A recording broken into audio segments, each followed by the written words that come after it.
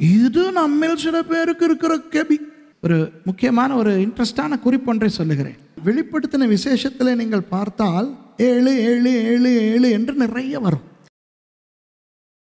4வது குகை நியாயாதிபதிகள் 6ஆம் அதிகாரத்தில் இருக்கிறது. முதல் 2 வசனங்களும் நியாயாதிபதிகள் 6ஆம் அதிகாரம் முதல் 2 வசனங்களும் இது நம்மில் சில பேருக்கு இருக்கிற கெபி. இன்னும் இஸ்ரவேல் புத்திரர் கர்த்தரின் பார்வைக்கு பொல்லாப்பானதை செய்தார்கள். அப்பொழுது கர்த்தர் அவர்களை 7 வருஷம் மீதியானியரின் கையில் ஒப்புக் கொடுத்தார்.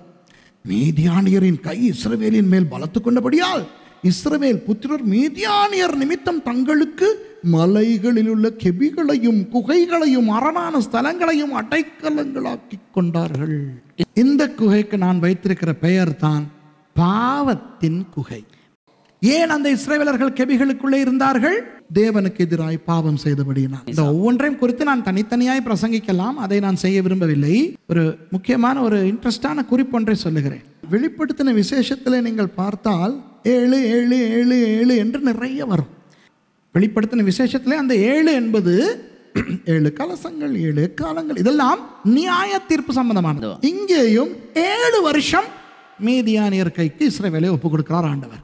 அப்போ அங்கே எனக்கு நியாய தீர்ப்பு தெரிகிறது. அப்போ இவர்கள் பாவம் செய்தபடியினால் ஆண்டவர் அவர்களை நியாயம் தீர்க்கின்றார். அதனால் அவர்கள் கெபிகளிலே போய் ஒளிந்து கொள்ள வேண்டி வருகிறது. சில கிறிஸ்தவர்களுடைய வாழ்க்கையிலே அந்தரங்க பாவம் இருக்கின்றன. அதனால் அவர்கள் இப்படிப்பட்ட கெபிகளுக்குள்ளே மறைந்து வாழுகிறார்கள். மற்றவர்களுக்கு தெரியாது. ஆனால் அநேகருக்கு, இந்த செய்தியை கேட்டுக்கொண்டிருக்கின்ற அநேகருக்கு தெரியும் எப்படிப்பட்ட கெபிகளுக்குள்ளே சில பேர் அகப்பட்டு கொண்டிருக்கிறீர்கள் என்று. மனம் திரும்புவோம், நம்மை பரிசுத்தப்படுத்திக் கொள்வோம், அந்த பாவ கெபியிலிருந்து வெளியே வந்துவிடும்.